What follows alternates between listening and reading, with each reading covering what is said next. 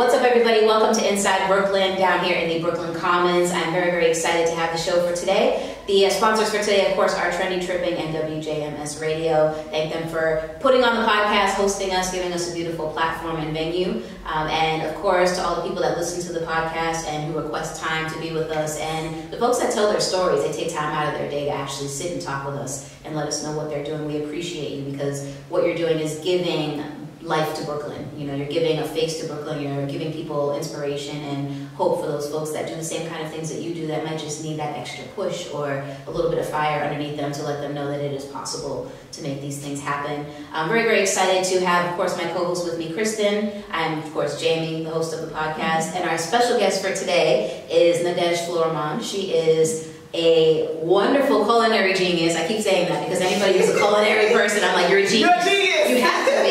But she is the owner of Borough Consulting, and she's also got a cookbook. She has a catering firm, and she is interested in talking to us about several different things today. One of those things being building generational wealth. So for those folks, make sure you're at home with a pen and paper. Take some notes because she's going to give us some good knowledge and insights. So Nadej, why don't you give the audience a little bit of background on who you are and how you got to be here in Brooklyn? Oh wow! It all started when my mom and dad met. No, thank you for having me, Jamie and Kristen. I was raised in Brooklyn. I was born in Haiti, actually. I came here when I was 7 years old, so I'm almost a native Brooklynite. Grew up in Brooklyn. The only time I left was to attend college. I lived on campus for 4 years. I went to Columbia University, studied poli-sci, and I'm saying all this because I'm not doing any of that. I was getting ready to ask you that. Like, wait a minute, that's not in my notes here. As it often goes.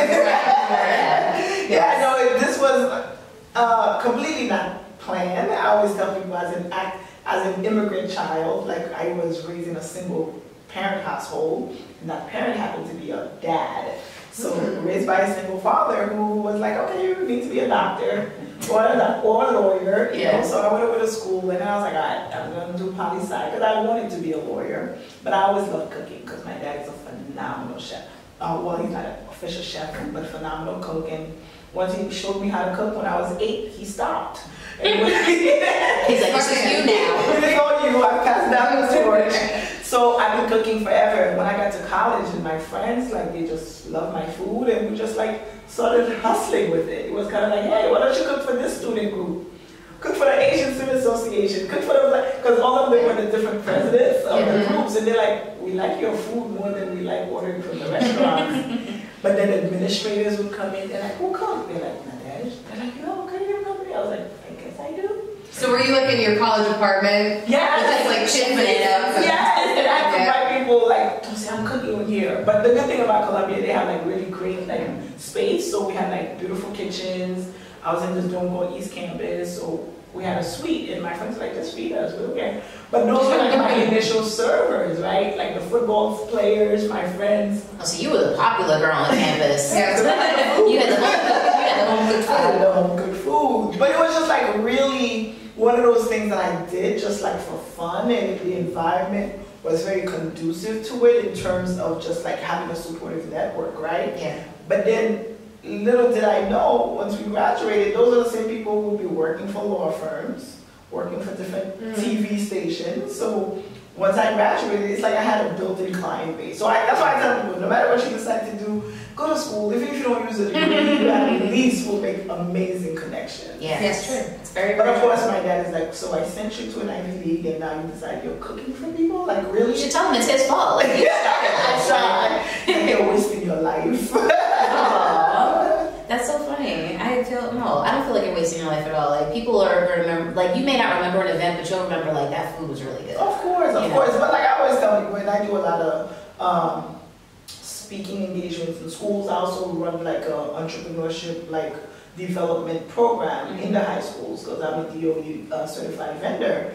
And a lot of these kids, they have these like very passion-based skills and ideas and businesses they want to start, but they are like at odds with their parents.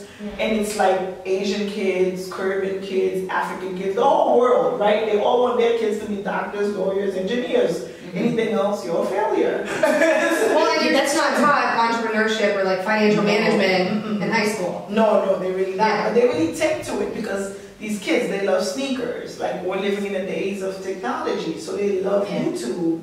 So it's really teaching them not just the fact that they have these passions and things that they like, but how do you really create a structure around these things? Yeah. The kid who loves sneakers, he's not just like, oh, sneakers are gonna fall in his lap. He has to go stand online. He has to hold on to those sneakers for a little bit. Yeah. So it's all these lessons, life skills of discipline, perseverance, determination. All of that comes into play. So they're like, well, I watch this person. They do games and they're making all this money on YouTube. But I'm like, you have to create that content. It still requires a certain level of structure. So that's why I kind of like when I encourage young adults, but also adults too, right? Because even in my consulting company where I coach entrepreneurs on how they can develop their passion-based hobbies and passions into profitable ventures, but for that profit part to come into play, you really do need more than just the talent. Yeah, absolutely. And so your consulting firm is Roar Consulting, It's right? Roar Consulting, and tell us more about that. I call all my participant warriors. So on Instagram we have the Warrior Tribe. But Roar stands for Reach, Organize, Act, and Realize. And I thought of this like years ago because the Colombian mascot is a lion. So I was like, oh, Roar. But the fact that I got it to stand for something really is kind of like how I able to carry almost everything that I do to fruition. Because a lot of times people's like, well, you do so many different things, but then I'm like, it's still the same skill sets you need, right? Yeah. You need to reach, which is, for me, the reach part is all a matter of knowing what you want, but beyond all that, it's all the mental, right? The mindset around what the vision, and the vision and all of that. So for me, that R stands for reach, but it's all about like, how do you develop the mind frame, the mind space, so you can go tackle that task and understand exactly. Then the O is about organizing yourself. How do you structure yourself? How do you build the right team, right? How do you get the right knowledge? You need to go back to school. Do you need to go to YouTube University? Do you need to go to a conference? What are you doing to really structure yourself and organize yourself and prepare yourself for the third, which is action? Because another thing people tend to do is procrastinate. People use the excuse of, I'm a perfectionist. I just like things to be done. I want it to leave for the right time. Yeah, and so on and so forth, but it's all fear. A lot of times, it's a lot of fear. It's a lot of uncertainty. So we procrastinate and we use that as like the perfection thing as a way to not act. But nothing happens unless you act, right? So really pushing people to do that. And the final R, people are like, oh, realize, you accomplish your goals. So I'm good, right? Pat yourself on the back. You do that for about 2 seconds, and then what?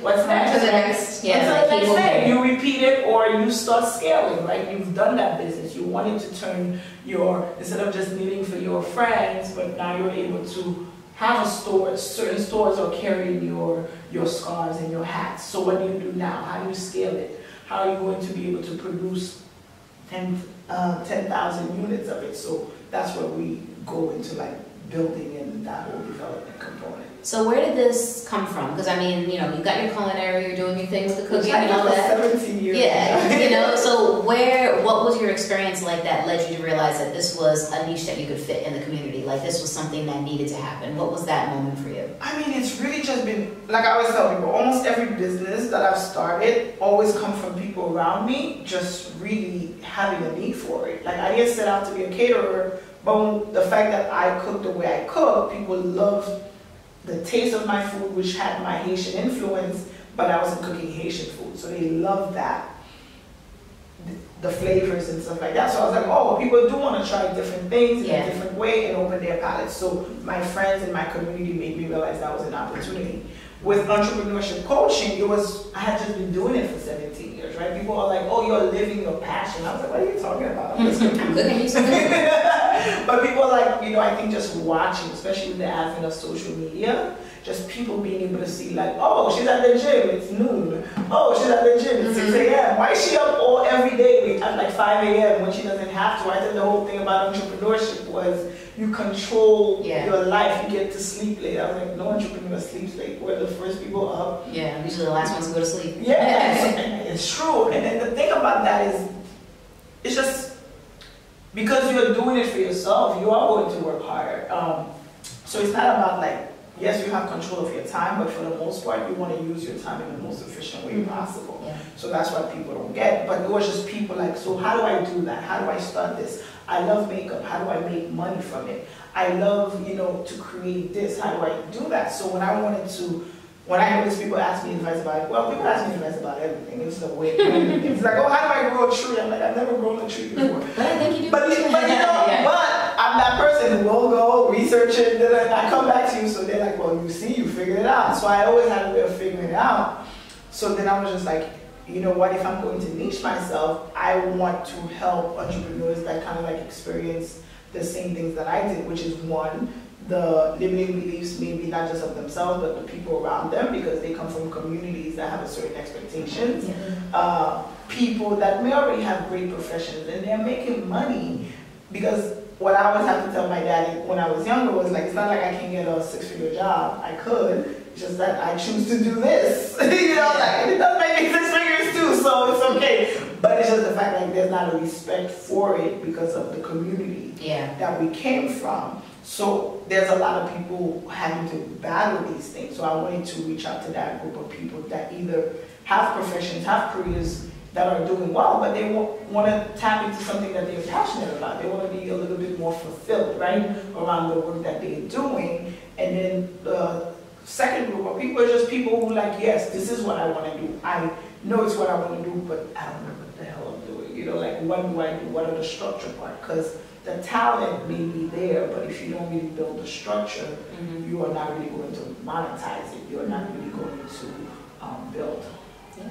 So it sounds like you're really passionate about community, and obviously the community you've created and grown up in and marinated in has been a huge part of your success. So what about, I know you mentioned that you're also passionate about investing in real estate, creating generational wealth. So how does that translate to your community, or like what do you want your community to learn about that?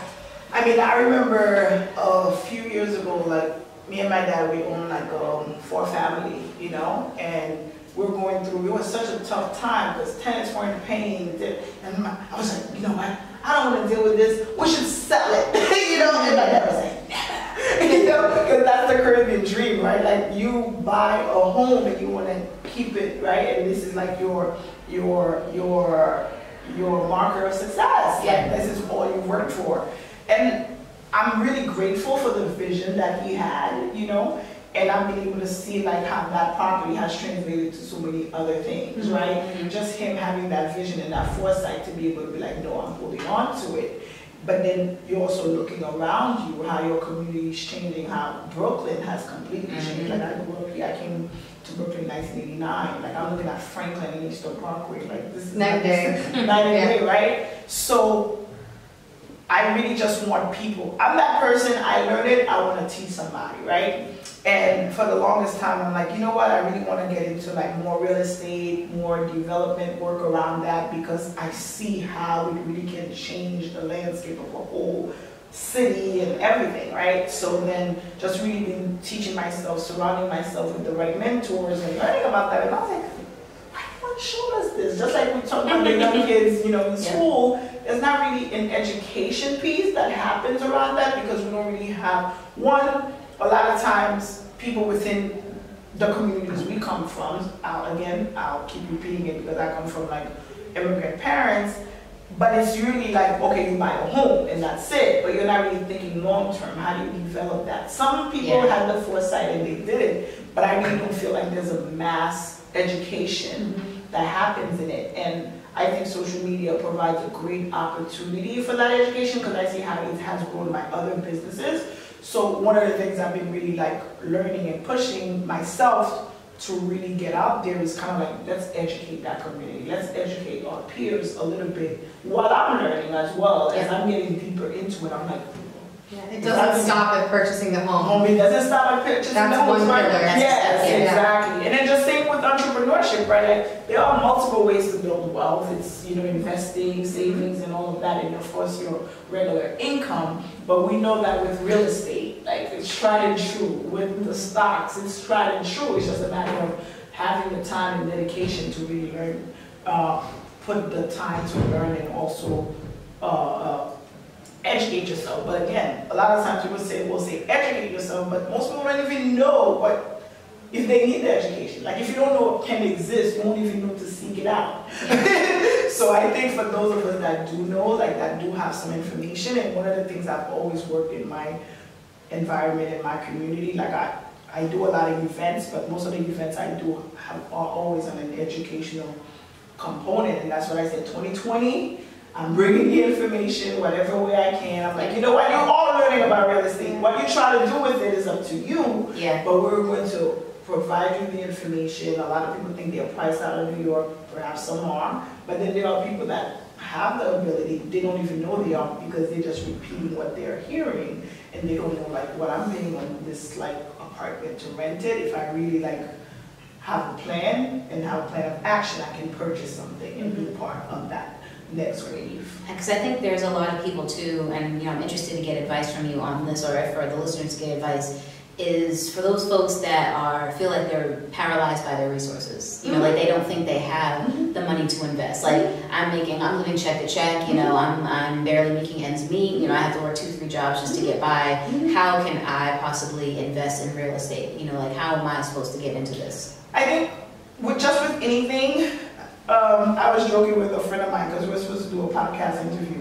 And we had so many hurdles because at first her Zencaster wasn't working, this other thing wasn't happening. And then, like with superstition, like Haitian people will say like, when you don't want to do something, it's like everything is a sign that you should stay away from it. Right? It's a sign, because I was like, if you really didn't want to do this podcast right now, you would be like, you know what, this is a sign, this is not going to work out, we should give up. But when it's something you really want to do, it becomes kind of like, oh, this is just a test. Just an obstacle for me to get over. Right? So I think it's the same thing with our resources. A lot of times is we put those limits because our why is not strong, right? We may think we need real estate, we may think we need to do something, but when your why, I always tell people, I'm a die-hard entrepreneur. Like it's not an option for me. Like if I say I am going to make this phone fly, like that's the goal. It's not a matter of if, it's a matter of how. It may take my lifetime. That was a quote on your Instagram, wasn't it? I was scrolling through today. I'm like, this is inspirational.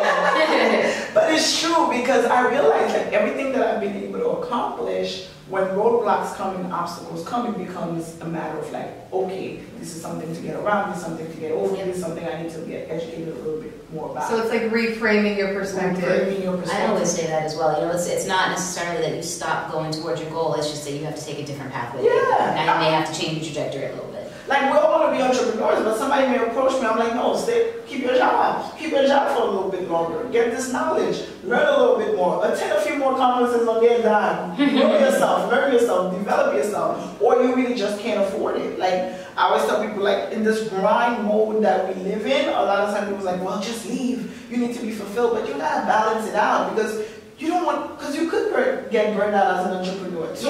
Yes, you may be living. It happens. You may be living your purpose and in your passion, but when you can't eat, passion don't pay the bills or fill your stomach sometimes. Unless you have a catering company, then you're always going to eat. In which case, how about that? But you really have to understand what is it you're looking for, what is your ultimate goal, and really understand, like, yes, I may not have the resources, the money right now, but if the goal is that, once you make that to be the goal, it really, as crazy as it sounded, as cliche as it sounded, the universe really does conspire.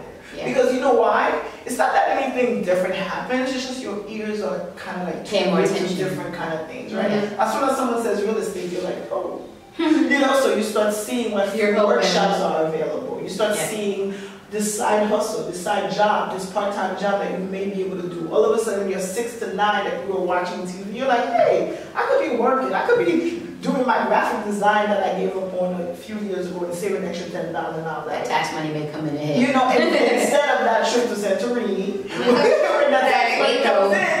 I was thinking about, I'll be like, you know what? I may not be able to do that this round, and I'm going to have to go to Santorini next year, So it's kind of like once your why and your ultimate vision is clear, then you kind of start, even if you don't find the way, you kind of start creating and building what you need to do to make it happen. I love that. So I wanted to ask before we switched over to your real estate part of things, do you need like a professional taste tester on your team? Because I'm looking for a side hustle, and I thought you might need the assistance. I could lend myself in my palettes. I have a line. I'm just saying, like, if you just need, like, you know, just let me know. I'm available, that's all I'm saying. No, but so this cookbook that you put together, I'm really interested in knowing about the cookbook. Okay. What's in it? You know, where do the recipes come from? Are these like, are you telling your grandmama secrets type recipes? I'm telling everybody secrets. Oh, that's bad, girl. That's bad. So the cookbook again, another passion-based project that I thought of about 5 years ago, and it really came from a place. I always tell people, like, almost everything I've done either comes from the community or just from like maybe just me wanting to learn or develop something. I've been catering for so long. I had like I catered for BT, Dr. Oz, like all these corporate entities. And then I started doing more social catering with ethnic weddings. So a lot of like my clients now, when I do, because I tend to do bigger events. So it will be like a Nigerian bride and a Haitian groom, and it will be like a Japanese bride and a Trinidadian groom, or a Trinidadian this person and another. So it's all mixed all over the place. Fusion cuisine. So I love ethnic cuisine. And then, but on the Haitian side, which I started getting more Haitian clientele, and I loved it, but then I remember my little brother saying like, oh my God, the food is so, it's like the same food all the time. And I was like, yeah, Haitian food is kind of limited, right? And then I remember like, other people was like, well, it's not that limited, but then I started like really thinking about it more. Like, I consider myself an interdisciplinary, and I'm always thinking of how things connect. And I was like, perhaps the reason the food is so limited, as groups and immigrants travel abroad, they don't have access to all the things that they had to at home, right? They don't have the same ingredients, they don't have the same plants, they don't have the same things. So they only bring those limited dishes that are the easiest. So I was like, I should go to Haiti. I should explore the cuisine.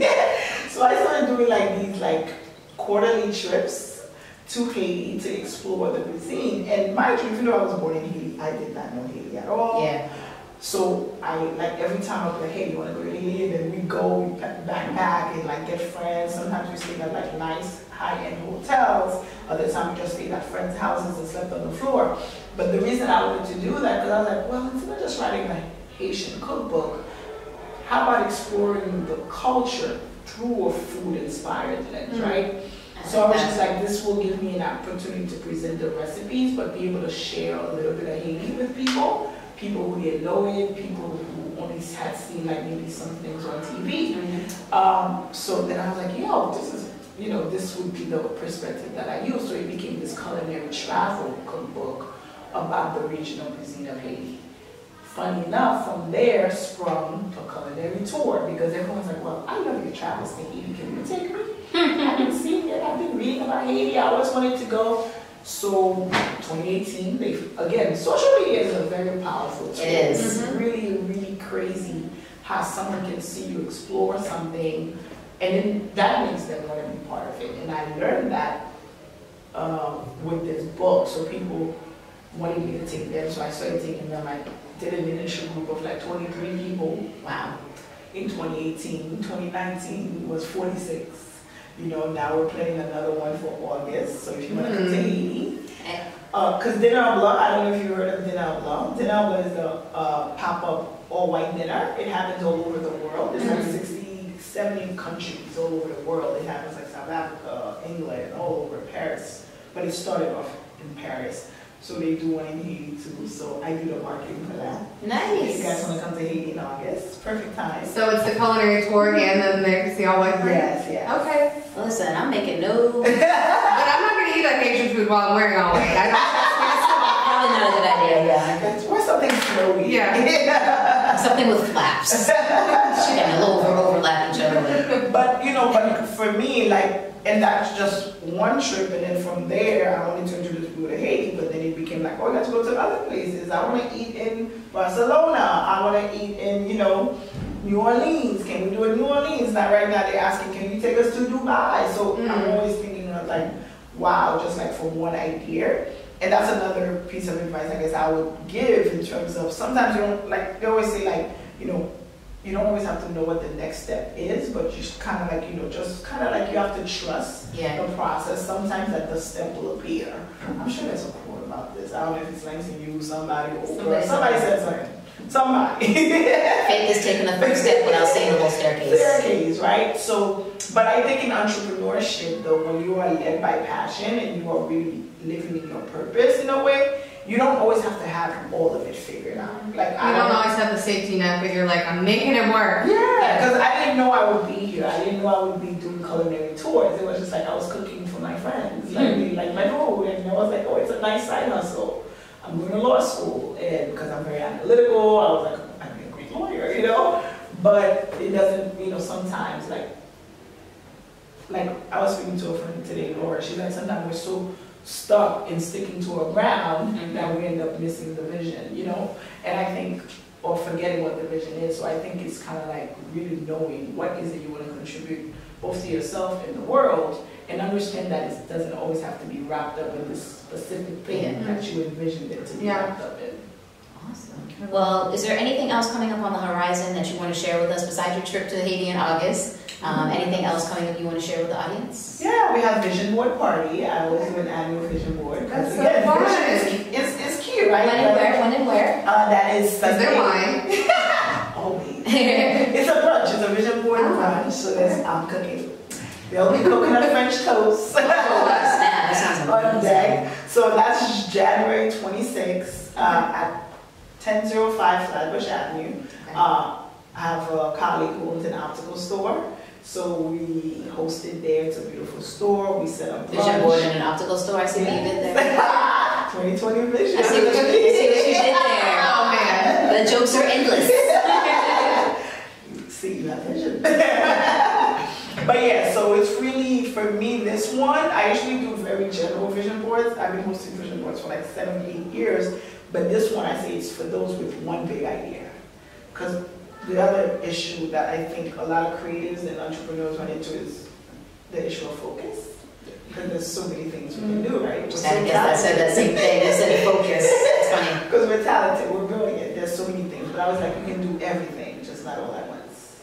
You gotta master something first, deter and give it its due time, attention, TLC, love it, care for it, groom it. Then when it can stand on its own, right, then you can be like, okay, let me work on something else. So I think it took me a while to understand that. So that's why for this Vision Board Party, I want people to come. What is it that you want to work on in 2020? And then let's create, I'm doing it more like a workshop, an interactive workshop, and like how do we develop the right strategies to actually carry something from idea to realization. I love that. Is it a free event or? Currently. So you gotta put the totals out there so folks know. So January 26th. January 26th is $50. It includes all materials and brunch and food and wine, so it's all inclusive. That's good. Can we find this information online? Do you have social media? Social media, I live there. Okay. So you can visit either Nadej Florimond. Will my name be posted? Do I have to spell it? We'll post it. Okay, so I'm at Nadej Florimond everywhere. Okay. And then you can also follow the Warrior Tribe. That's Warrior, ROARIOR Tribe. Warrior Tribe. Oh, I see what you did there.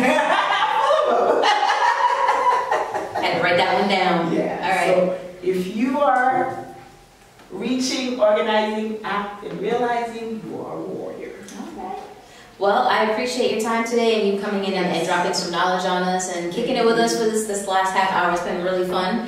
I was serious about being your culinary tester. I am not joking. I got you. You just let me know. I will come to you. I travel. It's fine. Leave the dishes. Put your resume on the top. Please, hold my name and put it to the front of the list. But no, thank you so much for being with us today and sharing. We really, really appreciate it. Folks, we'll be back again with another episode very soon. Make sure you stay tuned. Shout out to the folks that make this podcast possible, Trendy Tripping and WJMS Radio. Thank you to Brooklyn Commons for hosting us here and giving us a beautiful venue to actually have the platform in. And to all the folks behind the scenes that make this podcast possible, we thank you for tuning in and for watching. And to all those folks that reach out to us on a regular basis to be a part of what we're doing here, we thank you as well. So, everybody be safe. We'll see you again next time right here in Brooklyn Commons from Inside Brooklyn.